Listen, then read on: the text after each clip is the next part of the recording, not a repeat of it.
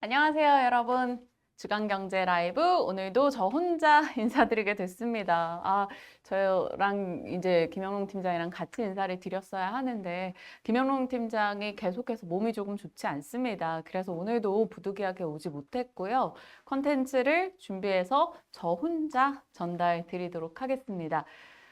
요즘에 정말 많은 분들이 감기, 독감 너무 안 좋습니다. 그래서 저희 회사에서도 이제 많은 분들이 이제 출근을 하지 못하는 경우도 있고 해서 저도 또 이제 연말인데 이제 대신 방송을 들어가는 경우가 많아요. 여러분들도 아마 한 번쯤은 다들 감기 겪고 지나가셨을 것 같은데 혹은 겪고 계시거나 더욱더 건강 챙기시길 바랍니다. 제가 잠을 별로 못 자요. 새벽 출근을 하고 또 연말이다 보니까 행사나 회사 일정도 참 많거든요. 근데도 아직까지 감기 안 걸리고 잘 버티는 게 뭐지? 싶었는데 그렇게 건강기능식품, 영양제를 많이 사서 먹습니다. 그 비타민, 그리고 유산균, 마그네슘, 칼슘, 비타민 D, 오메가3 이렇게 챙겨 먹고 있는데 빼놓지 않고 꼬박꼬박 때 맞춰서 챙겨 드시면 저는 정말로 효과를 보는 것 같아요. 그래서 오히려 비타민을 한 이틀만 안 먹으면 정말 곧장 감기가 걸리더라고요. 꼭 여러분 영양제 챙겨 드시길 바랍니다. 건강 지키는 게 뭐든지 우선이 되더라고요. 진원님 오셨네요. 어서 오세요, 진원님.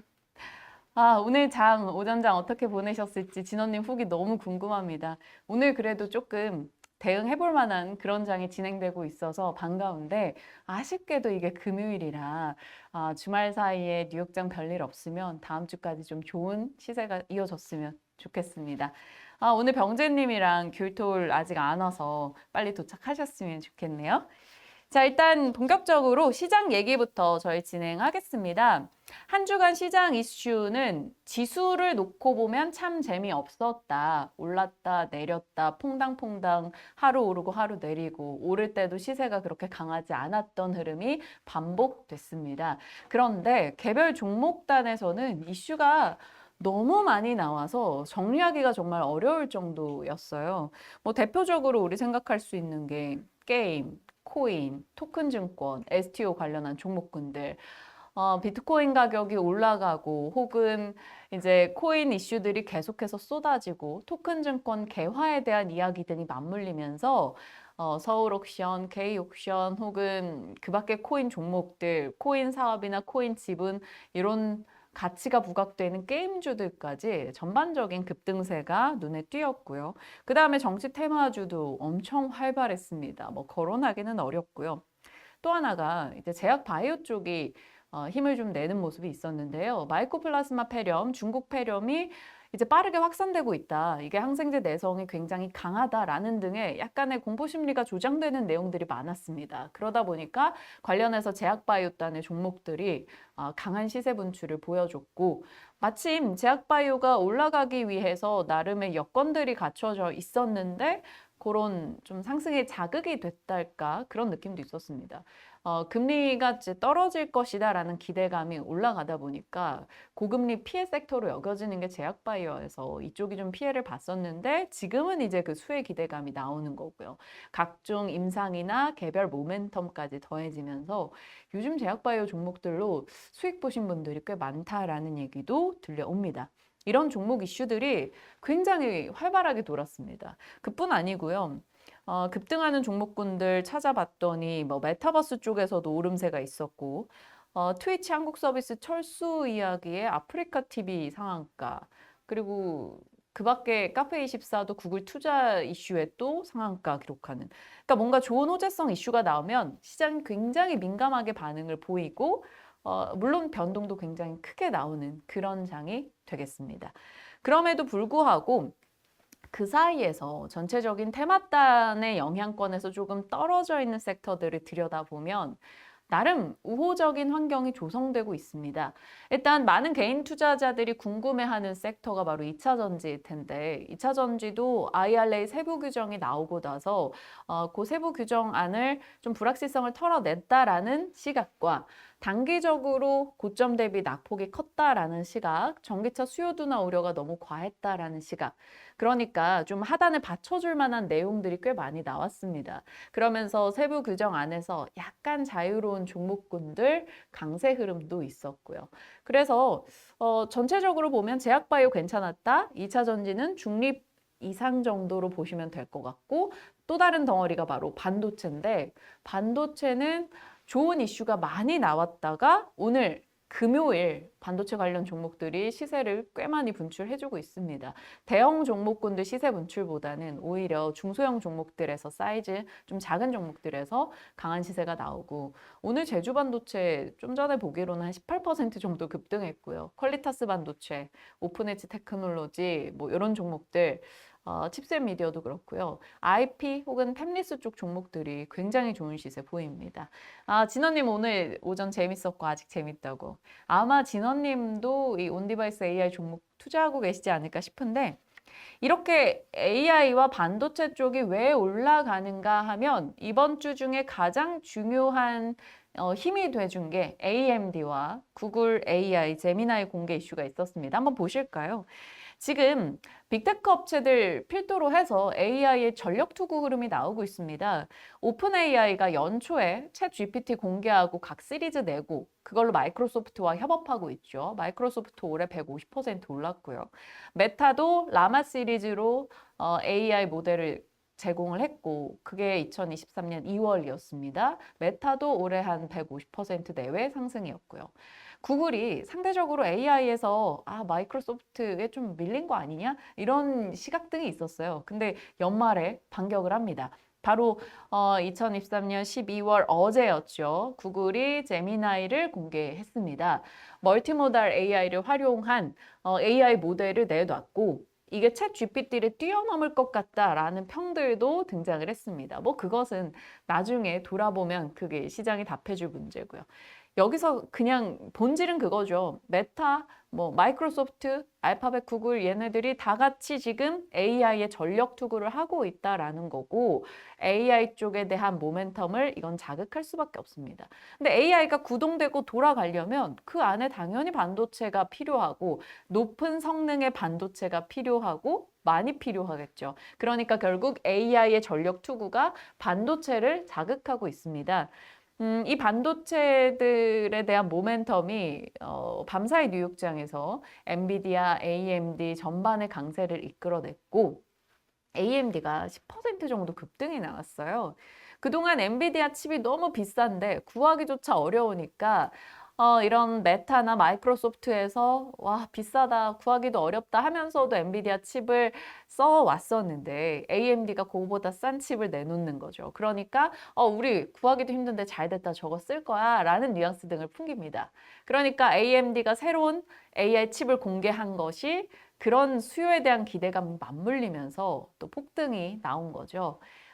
이렇게 전체적인 흐름을 보면 모두가 AI를 투자하고 반도체는 필요하고 반도체 개발사들은 거기에 더 힘을 쏟고 있는 상황이죠. 그러니까 AI와 반도체가 함께 가면서 전체적인 시장을 자극하고 있습니다. 그래서 밤사이에 AI 반도체 올랐고, 오늘 국내도 HBM 반도체, 전통 HBM 종목들 뭐 HPSP 혹은 한미반도체, 이스페타시스, 강세흐름, SK 하이닉스랑 기록하고 있고요. 온디바이스 AI 쪽도 같이 올라갑니다. 뭐 칩셋 미디어나 아까 말씀드린 제주 반도체 이런 쪽 종목들까지요.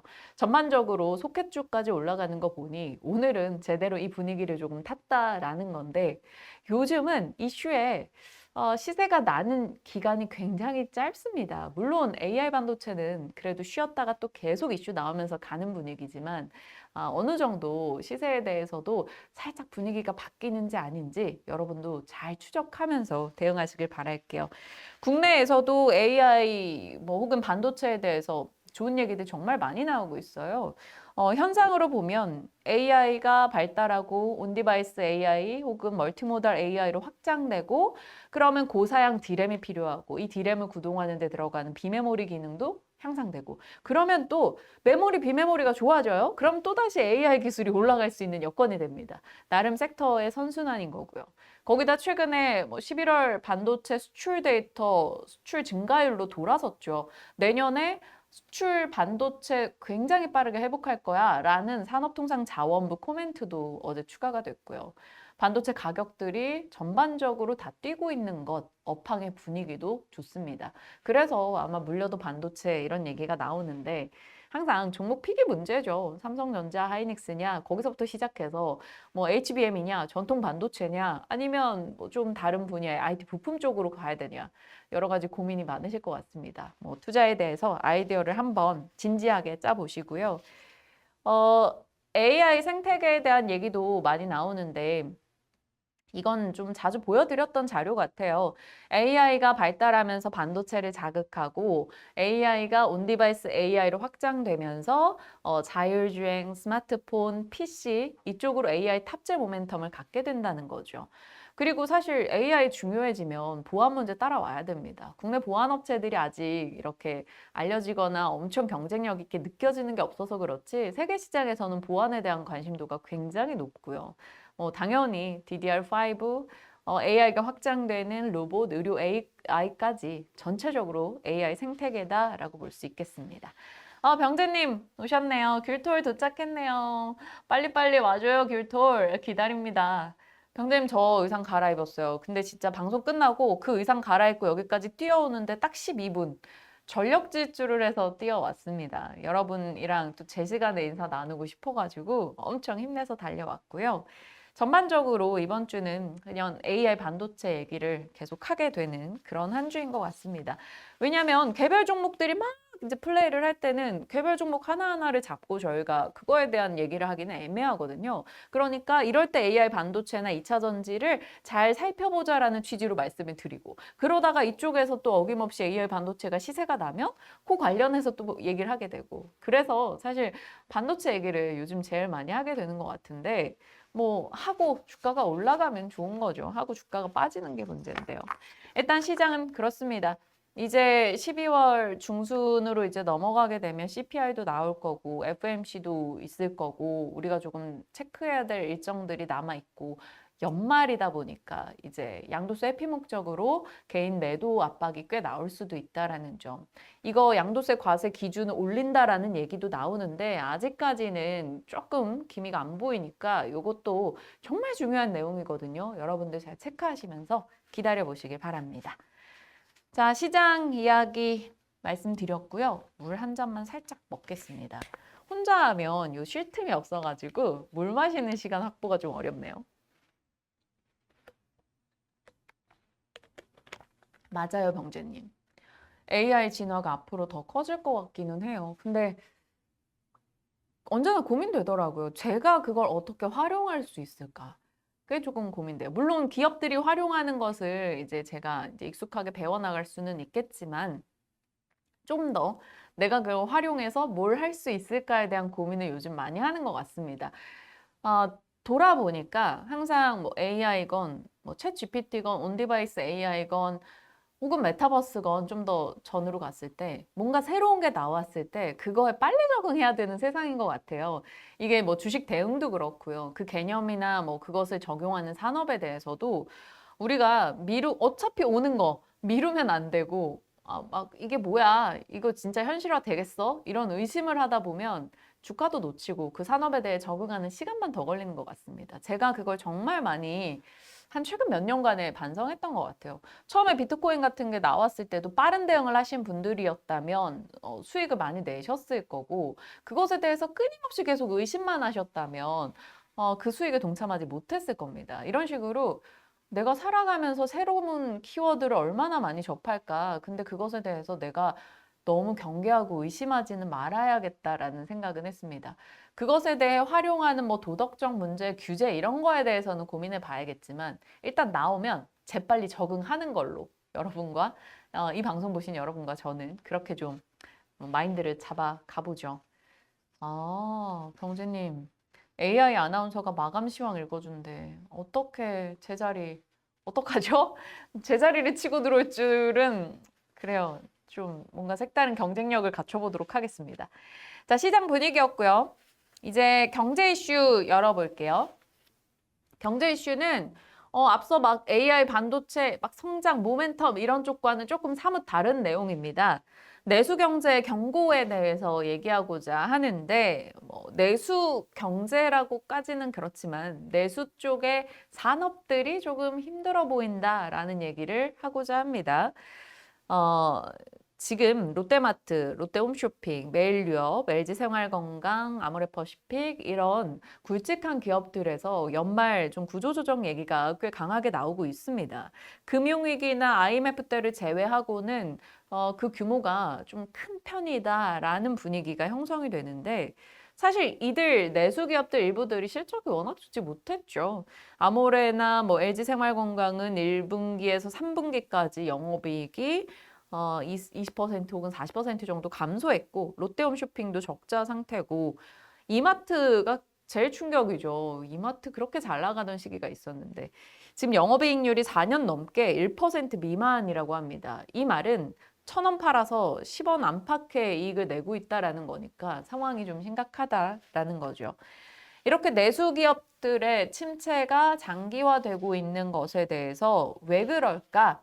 복합 위기 이런 코멘트가 많이 나옵니다. 고물가 고금리가 1, 2년 지속되다 보니까 소비 규모 자체가 줄어들고 있고 정부가 라면값 올리네 뭐 하네 하면 그것에 대한 압박을 계속 좀 주고 있다라는 것. 그리고 중국에서 요즘 중국 이커머스 업체들 엄청나잖아요. 공세가.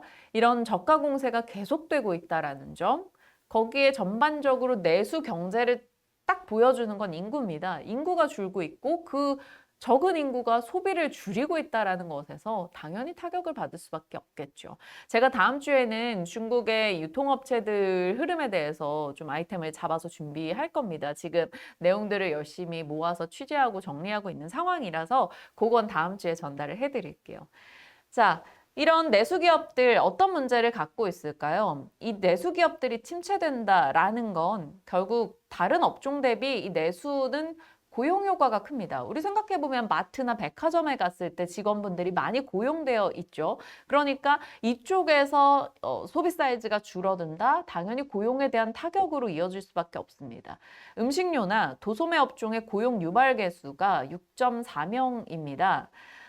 매출 10억당 고용 인원을 고용 유발 개수라고 하는데 상당히 6.4명, 10.4명이면 큰 편이거든요. 근데 이 부분에서 타격을 받게 될 것이다라는 것. 그러면 이게 악순환인 거죠.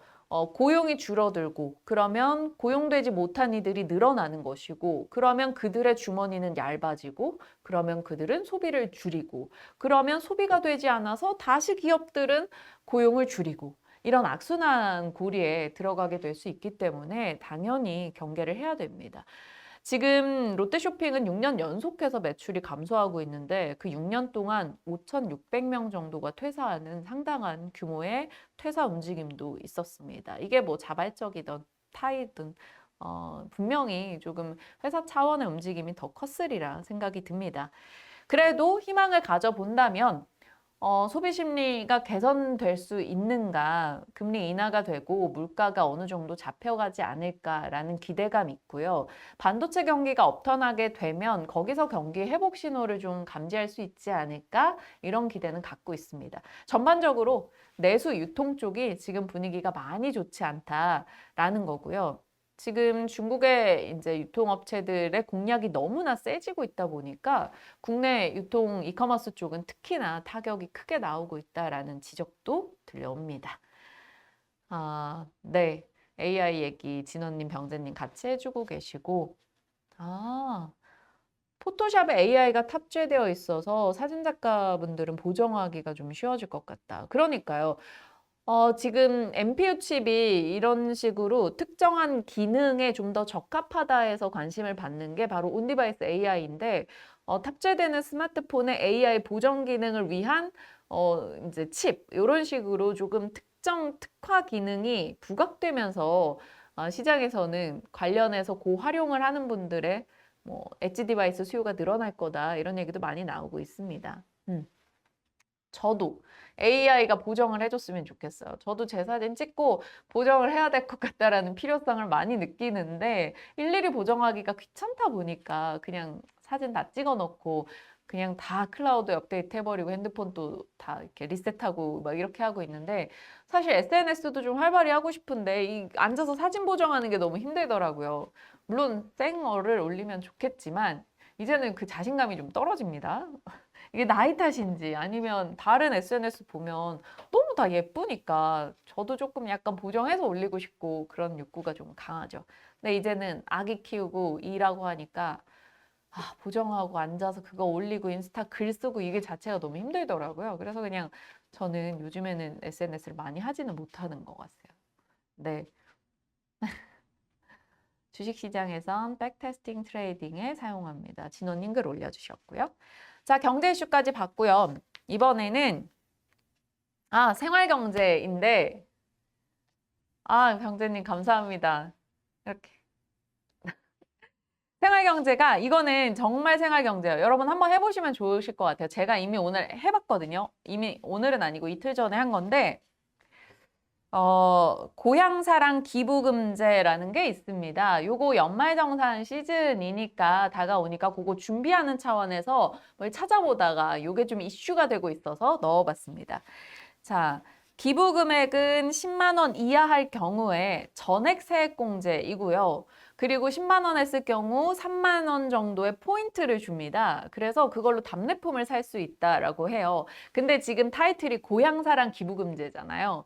내가 속한 예를 들어 저를 기준으로 보면 서울을 제외하고 다른 지역에 지자체를 제가 콕 집어서 기부를 할 수 있는 거예요. 그럼 예를 들어서 대구에 기부한다고 치죠. 그러면 대구에 10만 원을 기부한다 하면 그 고향사랑 기부금제 사이트에 들어가서 대구를 클릭해서 기부하겠다라고 해요. 그래서 기부금을 내면 3만 포인트를 돌려받습니다. 그런데 그걸로 대구의 특산품을 그 자리에서 살 수 있는 거죠. 그러니까 10만 원 기부하고 3만 원 돌려받는 건데 이 10만 원을 기부하면 10만 원을 세액공제를 해줍니다. 한마디로 내가 낼 세금이 100만 원이 있었는데 90만 원만 내게 된다라는 거죠. 그러니까 10만 원을 무조건 이제 돌려받는 느낌인 거죠. 근데 3만 원이 또 플러스로 따라오는 겁니다. 그래서 결국에는 10만 원을 기부했을 경우 3만 원 이득을 보는 거다. 이렇게 생각하시면 돼요. 물론 10만 원 이상도 기부 가능합니다. 500만 원 한도 내에서 기부가 되고 10만 원 이상일 경우는 16.5% 세액공제가 됩니다. 지자체는 이제 기부금 30% 이내에서 답례품을 제공하고 있고요. 법인 명의 기부는 안 되고 이해관계 지역, 이제 나랑 이해관계가 엮여 있는 지역으로 기부는 안 됩니다. 효과를 보면 지자체에서는 이제 지방 재정을 확충하는 데 도움이 되고 답례품을 이제 그 특산품을 마련을 해야 되니까 당연히 이제 일반 서민들에게서 그 답례품 이제 자영업 하시는 분들에게서 답례품 줄 걸 사오겠죠. 그리고 그것을 이제 답례품으로 제공을 하기 때문에 지역 경제 활성화가 됩니다. 그리고 기부자 입장에서는 어차피 내야 될 세금에서 10만 원 공제 받고 특산품도 받을 수 있는 거고 그리고 나름 기부했다라는 보람감도 조금 느낄 수 있는 것 같아요. 이 정책이 어디서 따온 건가 봤더니 일본에서 넘어온 정책이 되겠습니다. 일본이 한 10년 전부터 이 고향 납세 제도를 해왔고 그 사이 시행착오를 굉장히 많이 겪었었는데 우리는 나름 잘 정제된 그 모델을 좀 따온 거죠. 일본이 이 고향 납세해왔던 기부액이 2020년 기준으로 7조에 육박하면서 10년 동안 차곡차곡 일본은 스토리를 나름 쌓아왔습니다. 물론 제가 직접 기부를 해봤거든요. 근데 아쉬운 점이 있더라고요. 10만 원 이상도 해도 되지만 저는 10만 원만 했습니다. 근데 10만 원을 하고 3만 포인트를 돌려받았어요. 그러니까 답례품은 3만 포인트를 쓸 수 있는데 보통 많은 사람들이 거의 다 10만 원을 할 거란 말이죠. 근데 그 10만 원에 대한 답례품은 3만 원으로 한도가 정해져 있다 보니까 진짜 이제 특산품이 예를 들어서 3만 원이 넘어가면 제가 답례품에 들어가는 그 3만 원 특산품에는 그게 없는 거예요. 예를 들어서 정말 대구다 치면 사과 유명하니까 사과가 5만 원짜리야. 근데 나는 3만 포인트밖에 쓸 수가 없어. 그러면 그거를 못 가져가는 거죠. 이런 점이 조금 해보니까 아쉽긴 하더라고요. 기부 방법 많은 분들이 궁금하실 것 같은데 진원님, 병재님 해보셔도 좋을 것 같아요. 이 고향사랑 이음이라고 포털 사이트에 검색을 하시면 회원가입 금방 되고요. 한 1분도 안 돼서 되더라고요. 그래서 기부를 누릅니다. 그리고 특정 지역을 골라요. 그러면 답례 포인트가 자동으로 딱 들어옵니다. 그 자리에서. 그러면 답례품을 선택하면 돼요. 그리고 국세청에 따로 신고할 필요도 없이 그냥 그 자리에서 그게 국세청한테 내역이 전달이 되기 때문에 세액공제도 자동으로 받을 수가 있습니다. 요 캡처 화면이 제가 기부한 내용인데 제가 기부금 10만 원 했고 저는 저희 시댁이 이제 밀양 쪽에 있어서 그냥 다른 지자체 거를 특산품을 안 찾아보고 그냥 시댁 이렇게 밀양이니까 밀양에 해봐야지 하고 해봤어요. 그러고 나서 저는 이제 밀양 특산품이라고 하긴 좀 그런데 아무튼 소고기를 3만 원어치 특산 그거 답례 포인트로 샀거든요. 그래서 그런 거 여러분들도 한번 해보시면 괜찮을 것 같습니다. 연말에만 지금 할 수 있는 거예요. 얼마 남지 않았어요. 그러니까 한번 참여해보시고 이런 재미도 있구나라는 거 한번 느껴보시면 좋을 것 같아요. 저는 답례품 막 고르는데 재밌더라고요. 막 흑염소 그것도 있고 사과도 있었고 혹은 반찬도 있더라고요. 그래서 되게 솔깃했는데 일단은 저희 집 아기가 고기를 좋아해서 고기로 답례품을 고르긴 했습니다. 다양한 지역 한번 살펴보시고 이게 답례품으로 이제 지역사랑 상품권이 들어오는 곳도 있더라고요. 그러면 예를 들어 내가 속초에 자주 놀러 간다. 그러면 그쪽 상품권을 받아서 거기 놀러 갔을 때 그걸 쓸 수 있는 것도 하나의 아이디어가 될 수 있으니까 한번 내가 좀 기부하고자 하는 지역에 무슨 특산품이 있는지를 살펴보시면 그 답례품 내역에서 또 생각지 못한 것이 득템할 수도 있을 것 같습니다. 자, 고향 사랑 이음. 네, 진원님 한번 이제 주말 쉬시면서 해보셔도 좋을 것 같습니다. 롱 팀장이 없으니까 좀 주고받는 말 자체가 줄어들고 혼자 너무 막 정보 전달만 이렇게 하고 있는 건 아닐까 좀 아쉽기는 한데 그래도 최대한 열심히 여러분에게 밝은 기운을 또 좋은 정보들을 전달하고자 노력을 했으니까 좀 이해 부탁드립니다. 다음 주에는 아마 같이 할 수 있지 않을까요? 같이 하겠죠, 과장님? 네. 롱 팀장 요즘 건강 상태가 좀 많이 안 좋아가지고 저도 걱정이 되는데 제가 볼 때는 아홉수가 아닐까라는 생각도 했어요. 내년에 이제 해가 바뀌면 더 건강한 모습으로 인사드릴 겁니다. 물론 그 전에 저희 다음 주에 같이 인사 나눌 거니까요. 여러분도 다음 주 금요일도 함께 해주시고요.